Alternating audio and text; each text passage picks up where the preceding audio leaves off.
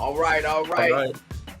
It's 11:11 on the East Coast. I'm George Hudson. Got my guy Robbie with me at the Hey, Savage Will podcast. Robbie, how you doing this morning? dude, I'm fine, man. I'm blessed. I'm highly favored, man. I'm excited, man. This is our first broadcast, I believe, in the new year. We're looking for some outstanding things to go down. Hey, man, listen, guys, go get your friends, go get your family, go get your network, log your community in on this thing because this thing is going to be real. It's going to be live. It's going to be something absolutely special. Our broadcast today is titled Ignore the Storm. Ignore the storm. And there's some power and there's some relevance to this messaging about ignore the storm. It's something that's very much on my heart because, when you come into the new year, so many people come into this new year grind. And when they come into the new year, they come into the new year and they make resolutions. And I think, George, you and I were talking the other day that I think you mentioned that January 17th is, how'd you say it was a celebration of the end of New Year resolutions? How'd Yeah, that go? it's a national. I gave up on my resolution day. And that's how quickly people give up on their resolutions. In the fitness game, we see people start their resolutions pretty much right after Christmas. And by the end of January, they're already out the game. Resolutions are gone. The commitment level to get the things done out the door. February for sure.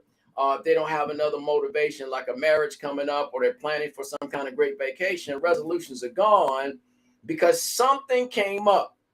And that's how storms work, man. Storms just come up. I want to drop a little nugget on you this morning because I think this thing is going to be relevant. I know a lot of people find their information and they find their drive from different kind of folks that have written different types of things out there. And I find mine from reading the scripture. So just bear with me for this. I make no excuse about it because I think this is life. But nevertheless, I was reading in Matthew, the 4th chapter, man, just getting my mind right for the new year.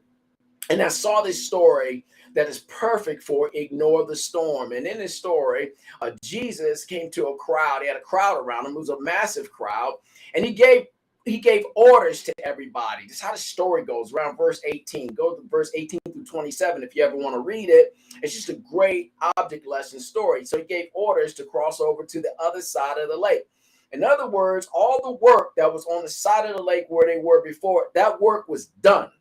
Their job and their responsibility and their new purpose and their new goal for them to be able to complete the next part of their journey was on the other side of the lake. So he gave instructions to go over to the other side. Now, the reasons for storms are many, but one of the reasons happens to be zeal without balance because you're counting the cost of doing something against the plan to do it. And sometimes we don't put the right ingredients for the plan. The other part is excuses. The other is perception. And then the other is imagining issues and making them legitimate. And it cause us to fixate on whatever that is before we proceed. So in this teaching, this Jesus said, go over to the other side. And verse number 19 says, then a teacher of the law came to him and said, teacher, I'll follow you wherever you go. Jesus replied, foxes have dens and birds have nests, but the Son of Man has no place to lay his head. So in other words, this dude had zeal, but he didn't have the stick to it, and he didn't have the foundation, the base.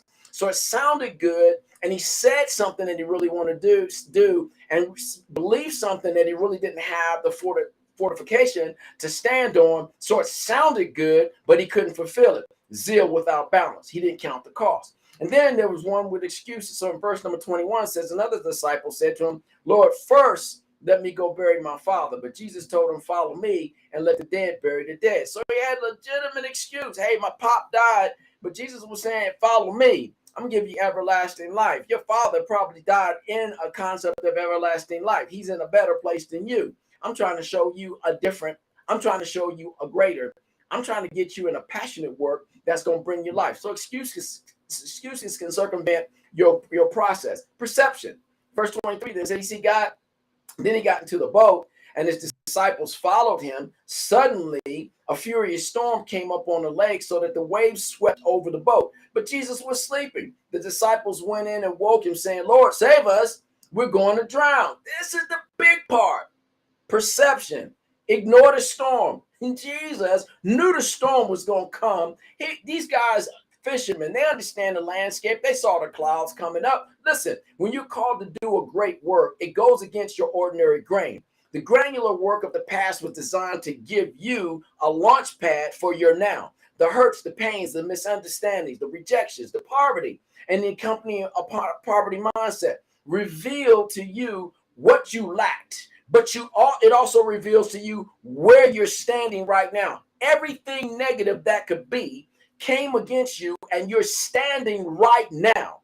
And if you're standing right now, and if you're listening to this right now, you have the capacity to move forward, but you got to get past the zeal, you got to get past excuses, and you got to get past perceptions of negativity. Now watch this. Now I'm going to transfer this over to you, George. Hang for a second. Now the goals and the promises you seek are obtainable if you keep your laser focus on the prize. See the end before the beginning. You got to see the end before the beginning, and you got to allow the past to sleep forever. You have a new world of hope to build. You have faith and you have love to support it. Your passion has got to be the fuel for your new creation, and doing the dream work so that it can fulfill itself. Man, if you don't have passion, and if you don't have a drive, if you can't see past the prep work that was given to get you ready, you'll never make it. So watch this. Jesus comes to them when they have this imagined legitimate issue of life, those who wish to fix on perception. He came to them and he gave a command regardless and against the perception. He replied, "You of little faith, why are you so afraid? You of little faith, why are you so afraid?" And then he got up and rebuked the winds and the waves, and it was completely calm. Watch this. Jesus calms the storm. The men were amazed and asked, "What kind of man is this? Even the winds and the waves obey him. Even the storms obey him." He was a man set against purpose. And he realized his purpose, and his purpose and his passion drove him. All the obstacles and circumstances and issues of life, and even the people that would support him in ministry, they were not going to stop his purpose and his drive. They were not going to stop his passion for what he realized he was built for, against all the obstacles that he already faced. He was built for this, and he knew he could get it done. George, right? Well, that's a great takeaways there. I think a couple things that stand out is you have to have observation without judgment. So you have to have that peace in the storm. You can't freak out. You can't pull out. You know the plan. You got to stick to it. You know what you need to do. You have to go with it, right? Yeah. Because there's going to be that resistance. At any point in time when you declare a plan, at any point in time when you decide that you want something that other people want, you want to attain this lifestyle that's desirable, there's going to be competition, there's going to be resistance, there's going to be not only other people going for the same results, but also there's going to be that internal competition. You know, as in any growth process, you're going to run into obstacles internally and externally. In my opinion, the external obstacles are just a projection of the internal ones, right? They're things that you've attracted into your life. They've gotten in the way, but they're there as teachers. It's not as if, you know, it's a bad thing and you're going to fail because you have obstacles. No, everyone that tries to do anything great has obstacles. So you have to remove that like ego judgment of, oh, I'm really struggling. I don't think I'm going to make my goal. Yeah. Maybe it's just not meant for me. I wasn't supposed to be here. All these excuses that come to your head and that just are noise. You know, you have noise. That's the storm you have to ignore. You have to remove your ego from the situation sometimes, right? That's powerful, man. Get that ego out of your process. Get that ego out of your grind. Get that ego out of your purpose. And get that ego out of your plan, because it'll circumvent you. It'll stop your next steps. It'll destroy your prep. Sometimes ego now can be a good thing when you're demanding results and you're like, I'm worthy of this. Sometimes you got to have a little oomph or a little ego to like fuel you sometimes. But everyone's journey looks different, and you got to have faith that what you want is already yours and that God's going to reveal the path to get you to where you want to be. So you got to wonder, George, I wonder on that point right there, if it's not, see, I think ego's overplayed. I think it's not ego. And I believe that confidence and ego are two different platforms. Yeah. If you're not confident in your proclamation, you'll use ego for your determination. That's flaw.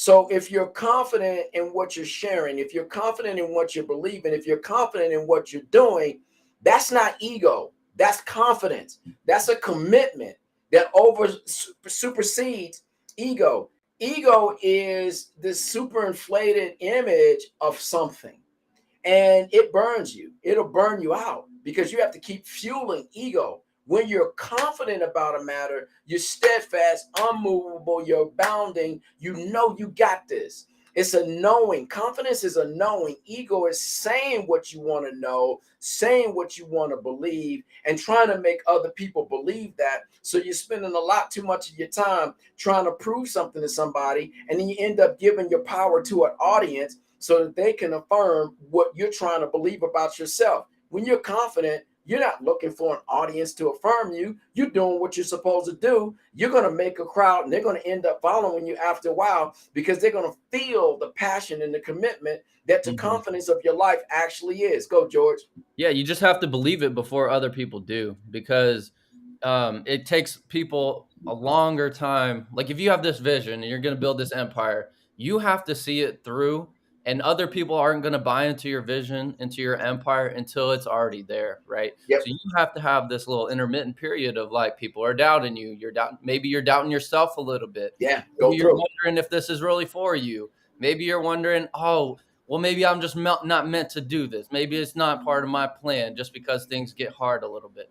Well, no, it's part of the process. You It's have to part of the question process. it a little bit, and then later you got to reaffirm your confidence that it's going to happen, because you're going to get over that obstacle, and that cements it in your mind. So you have to believe that it's going to happen before. Make a demand on your belief. Exactly. Make a demand on your belief. When you're working out, like many people have started to do, which is an annual ritual around the world because they want to lose weight in inches, they want to bulk up, they want to do whatever they want to do in terms of the physicality.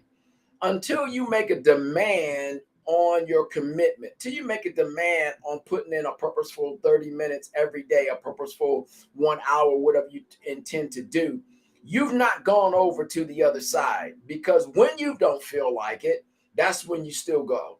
When you don't feel like it, that's when you still put in the 30 minutes. And then after a few minutes of not feeling like it, then those juices jump in and you continue that 30-minute workout, and it ends up being about 35 minutes, and you feel even better that you got it done against the fact that you didn't want to do it. So the munchable here is, and this is a key, a munchable key, go over to the other side.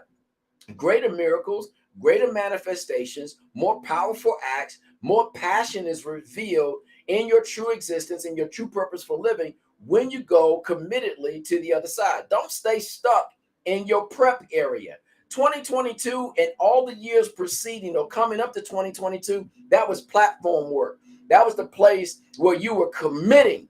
That's the place where you didn't like doing the work. Now you already established yourself. Everything that could come against you, the biggest blows of your life came against you. Every place you wanted to quit, it came against you. But 2023 was designed and is designed for explosive manifestation in health and wealth and spiritual awakening and progress against storms and winds of distraction, which is designed to stop the uninitiated and get them out of the wealth game. Listen, do you deserve to have the wealth? You got to make that determination. If you're always given to distractions, if you're always given to storms and giving life to your storms, you're uninitiated. You haven't put the right kind of confidence. You haven't built the right kind of platform. And so maybe you'll need a little bit more of 2023 to get that done and then get it behind you. Because this year was built for health, wealth, prosperity, spiritual awakening. This year was built to get all the drains out of your life, and those who have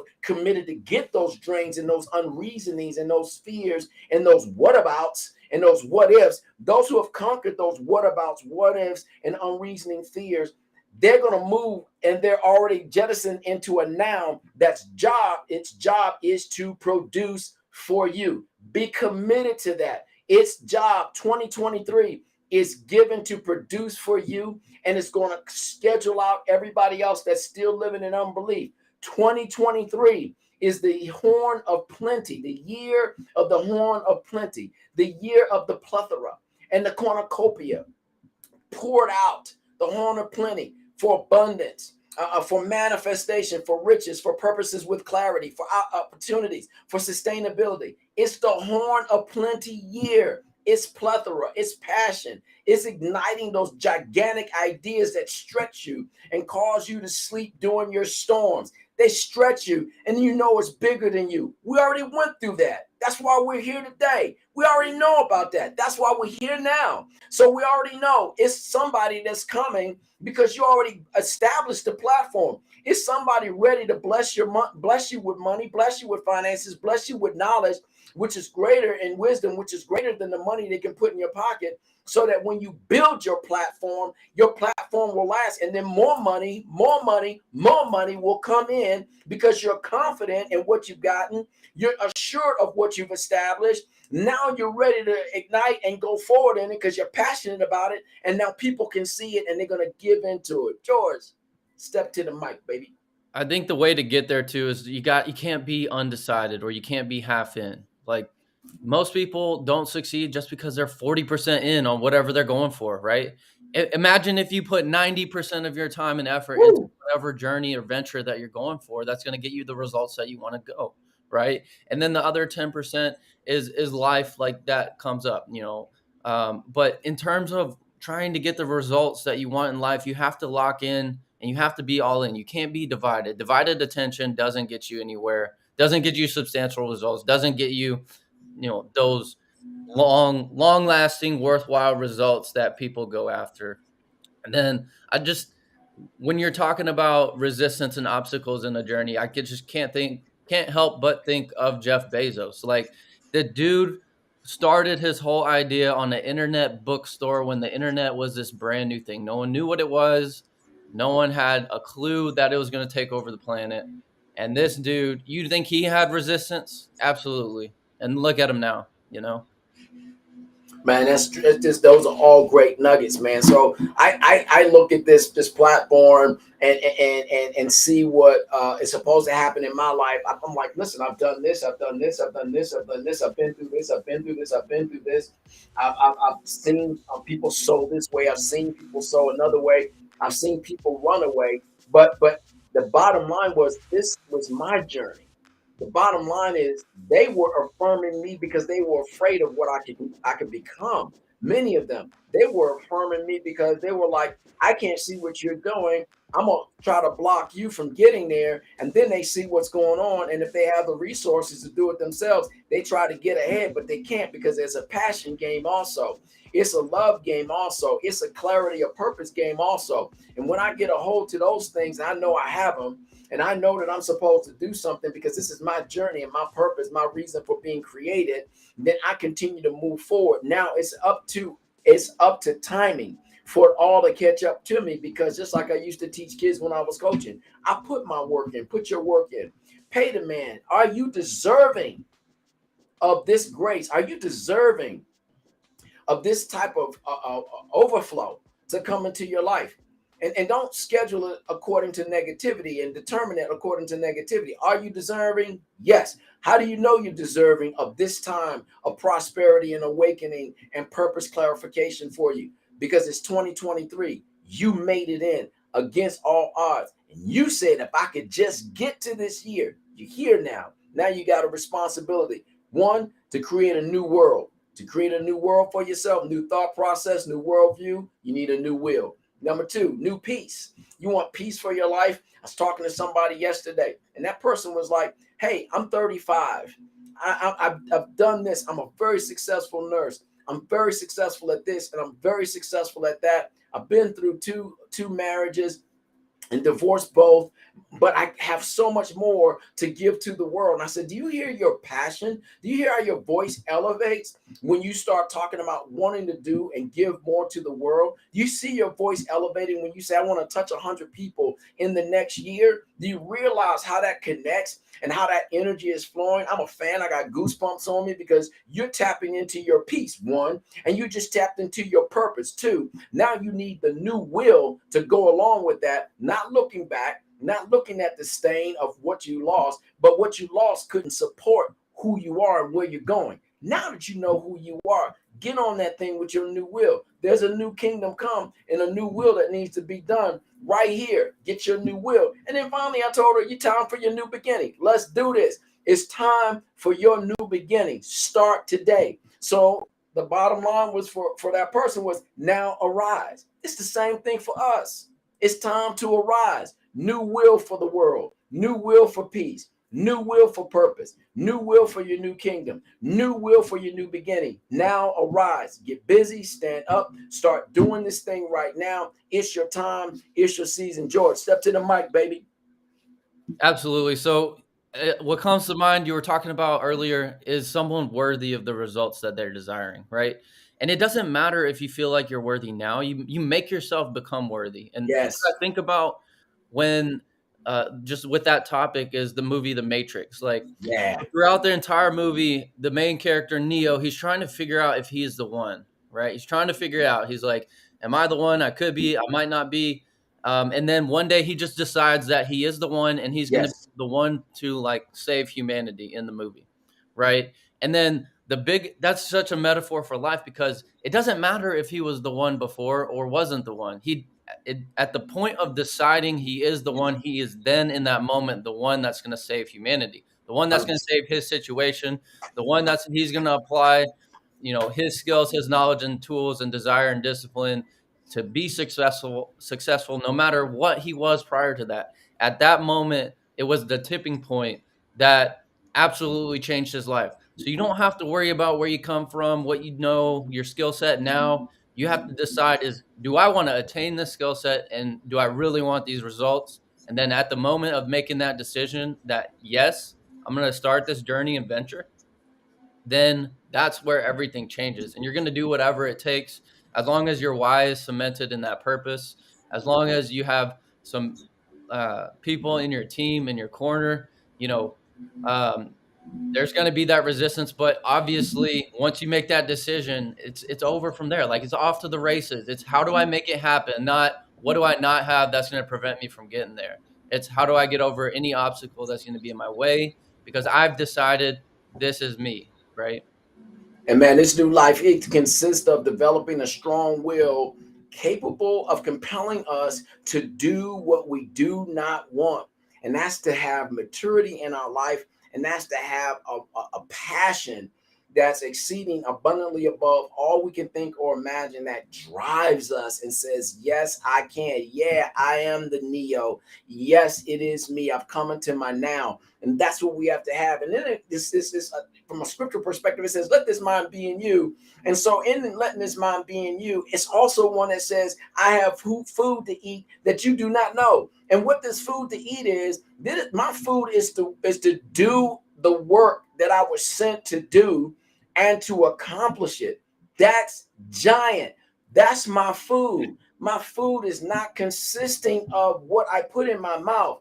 It's not consisting of this plate that I lay before me. I'm already at the table of the creator. I'm at the table of creativity. I'm seated at the table of those that have created and have gone before me. I've got a seat at the table because I've endured this much. And I now know I have the food to eat that other people do not know what it is. So I passed from languishing after something, and I've come to a reality that impossibilities are my possibilities, and I know I can do it, and I don't have to do everything everybody else is doing. I'm going to lock in on that one thing. So I'm going to change my thought life, how it's been going heretofore, and I'm going to change the direction I've been going in, how I've been kind of touching on this and touching on that. Now I'm going to move into fully committed. I'm going to move into that vein where it says accomplish, accomplish, accomplish. It is yours. I'm going to live in that vessel where it says abundance, riches, purpose with clarity, opportunities, and sustainability. The horn of plenty. They're mine. And now the goal that I write is based on real commitment. It's based on really being sold out into this passion that I have for myself. It's letting this mind be in me that says I can do all things. It's all about this new process, this new grind, this new purpose, this new plan, this new prep work. These are my next steps. I got to do this. I'm going to do this. I'm enjoying doing this. I've already accomplished this because I saw the end before the beginning. I called things that didn't exist into reality now. It's time for me to manifest because I put my work in. Now my mind says I'm a manifester of everything I've heretofore already developed, already done, and it's time for it to occur in my life. Health, wealth, prosperity at every end, explosive manifestation, explosive spiritual awakening, explosive conquering storms in my life. When I see him, I say to the storm, peace, be still. That was 2022's work. That was 1992's work. This is over. I'm in my time. I'm living in my now. I'm in my destiny. I'm in my purpose. I'm on point with my journey. And now I call heaven and earth to be a witness and then support me and serve me with everything I need and the people I need in my life to get this work done. Step to the mic, George. It's a soul mission. I think one of the key places you hit on was it's not about other people. It's not about their journey. Everyone's journey is different. I hit on that earlier. When you die or when you're on the facing death's door, you're not going to worry about what cousin Bobby, Aunt Nicole were doing. You're going to be like, what did I do or what did I not do? Right. Right. So when it comes to your final moments, when it really matters, when everything's on the line, it's not about, well, the stars just didn't align for me. My ducks never got in a row, and when they did get in a row, somebody shot them. You Yeah. know, um, so it's those moments that really matter. We all have these moments in life, and then we go through a certain amount of autopilot, and then we have these like trajectory moments where we kind of see things clearly for a little while. We have to line up our daily unconscious or like autopilot life with those moments where we sit back and we're like, no, this is what I want my life to look like, and this is where I need to go. If I don't accomplish these things or this is my purpose, and I have to fulfill that before I'm like knocking before my time's over in this life. Those are the big moments where you really sit back and you're thinking about your why, what's important, what is my soul mission here, you know. So, and it's when you start thinking about other people, that's the storm, you know. Man, And I tell you, man, you're spot on, dude. I think about this in this context. As a visionary, I captured my vision, and I capture my vision and align it with my competencies. I write my plan, I create my business, I create my business model, I create my project for funding, I put my risk management pieces together, and I look at my benchmarking and I look at my brainstorming, and I brainstorm with other people, not for them to validate me, but I brainstorm so I can get some new feedback. And then I let my strategic thinker come alive, and my strategic thinker helps me leveraging data, helps me with data mining, helps me with people, and it helps me with creating user-friendly performance libraries that I can go back to and say, I did this, I did this, I did this, this is how I did it. So I've got data that supports what I'm doing. Then my strategic planner comes up, where I get my forming, storming, performing, and then transforming, finding every one slice, my one slice of genius, creating a mental culture, creating a soulish culture, creating an emotional culture designed for allowing me to play in this arena and win in this arena. And then finally, my concept architect comes alive.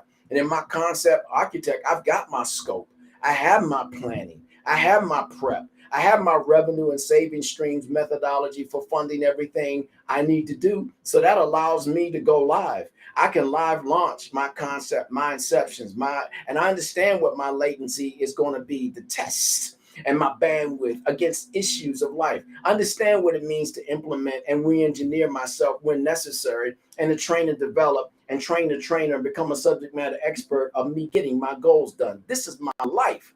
This is something I put my work in. And to your point, George, a little bit greater. The only thing that if I have a true fear about death, and it's not like a real fear, but it's this trepidation. See, I'm not afraid of death. I faced it. I'm not afraid of death. I'm really willing to make sure that I don't die not having done what my purpose was. That's the fear I have. And I think that's what you were partially alluding to, Yeah. George. It's not so much a fear for me as it is just knowing it's going to come and knowing those questions are going to hit me in the end, right? Yeah, And it's like anticipation more than like being scared and moving frantically and yeah, running around like the sky's falling and yeah. was it Chicken Little or whatever it is? I don't know. So, but it just gives me purpose. Now I move with Purposeful. I move with skill. I take it. It gives the minutes meaning, right? So then now I have that drive. Everyone's looking for motivation. I don't think motivation's fleeting, but if you wake up in your purpose, you're gonna do the work regardless. You're You gonna do do the the work. work regardless of the storm, regardless of how you feel, regardless of your emotions, regardless of what is going on, even because your family disappoints you at times, your spouse or your partner, your relationship is going to fail you at certain times. It's not going to always give you that special ooey gooey cupcake stage Yeah. feeling that, that it's nice in the beginning, Yeah. but and a lot of people that I like to listen to and everything is like accomplishment is the most fueling thing, especially as a man, Yes. right? Yes. We have to have a sense of what we're doing is fulfilling a role in society. We're Yep. providing value, and we're one of the best at it. Like to me, we got to find our skills and talents and bring them to the world, right? Dude, that's hot right there. That's hot, man. That's hot. I love that. I love that. Hey, listen, we rolling up on that time. Listen, I want to just say this in closing. How are you communicating to your C-suite, right? You're the CEO, CFO, CIO, CSO of your work. And so how are you communicating? What kind of communication skill set are you giving yourself? Are you listening to things that's going to bring about abundance? You're listening to people that have already become abundant in their lifestyle.